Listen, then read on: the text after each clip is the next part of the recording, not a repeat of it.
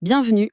Aujourd'hui, on va décortiquer ensemble les méthodes essentielles qui nous permettent de combattre toutes ces menaces invisibles et de garantir une bonne hygiène. On va plonger dans le monde de la désinfection et de la stérilisation pour voir comment on se protège efficacement. Mais juste avant de commencer, une petite question qu'on s'est sûrement tous déjà posée. C'est quoi au fond la vraie différence entre un désinfectant et un antiseptique? C'est une confusion assez fréquente, mais vous allez voir, la distinction est capitale pour comprendre la suite. Alors, voilà notre programme. On va d'abord parler de cette guerre invisible pour comprendre pourquoi tout ça est si important.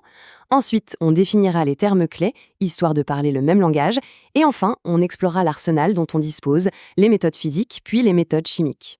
On entre donc dans le vif du sujet.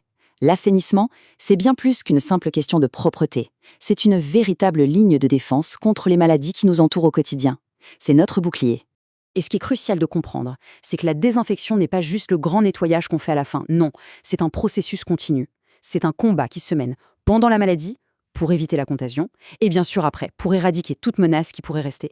Bon, pour mener ce combat, il faut les bons outils. Et pour choisir le bon outil, il faut d'abord savoir le nommer correctement. C'est parti pour un petit tour d'horizon du vocabulaire, notre boîte à outils des mots.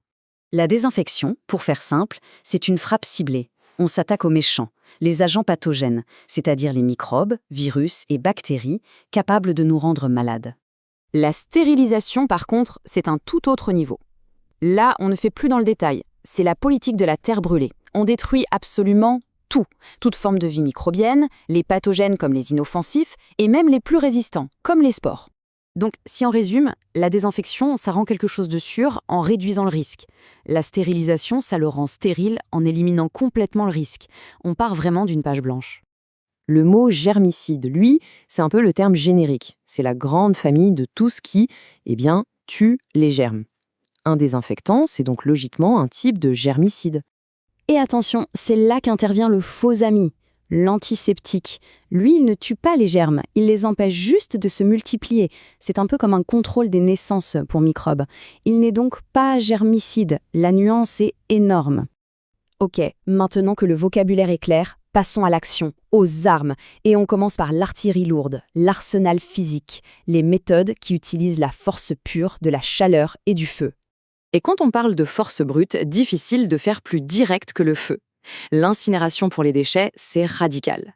Le flambage pour les instruments métal, ou même, carrément, la lampe à souder pour des murs ou des cages. Là, on peut être sûr que plus rien ne bouge. Il y a même cette technique assez impressionnante, qu'on appelle le flambage punch. On plonge les instruments dans de l'alcool à 90 degrés, on y met le feu et on agite jusqu'à ce que la flamme s'éteigne. C'est une méthode de stérilisation rapide et très efficace. Une autre grande question, c'est chaleur sèche ou chaleur humide. La chaleur humide, comme la vapeur sous pression dans un autoclave, est bien plus puissante. Elle pénètre mieux et elle est efficace à des températures plus basses que la chaleur sèche d'un four classique. Et bien sûr, il y a la bonne vieille méthode de l'eau douillante. C'est simple, c'est accessible et ça détruit une grande partie des microbes. C'est très bien pour le quotidien. Mais attention, ce n'est pas de la stérilisation. Les spores les plus coriaces peuvent y survivre.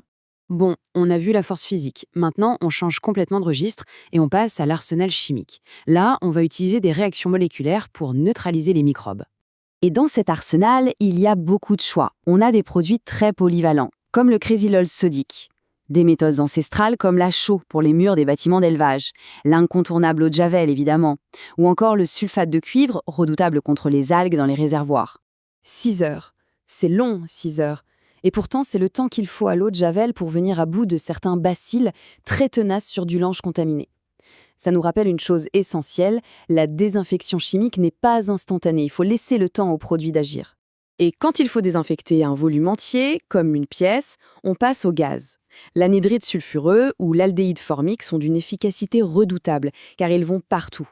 Mais ils sont aussi extrêmement toxiques et demandent des précautions énormes, notamment une très longue aération. Alors, après ce tour d'horizon de notre arsenal, qu'est-ce qu'on doit vraiment garder en tête? Quels sont les points clés qui nous aident à nous protéger? Récapitulons. D'abord, la différence fondamentale. Désinfection, on cible. Stérilisation, on élimine tout. Ensuite, antiseptique contre germicide, l'un freine, l'autre tue. On a nos deux grandes familles d'outils, les physiques et les chimiques, et la conclusion, c'est qu'il n'y a pas de solution unique. Le secret, c'est de choisir la bonne méthode pour le bon usage. Et tout ça, ça nous amène à une dernière réflexion. Maintenant qu'on comprend mieux cet arsenal, est-ce que ça ne change pas un peu notre regard sur ce qu'on appelle la propreté, notamment dans les lieux publics? La vraie question n'est peut-être plus de savoir si c'est propre à l'œil nu, mais de savoir si c'est réellement sain. C'est à méditer.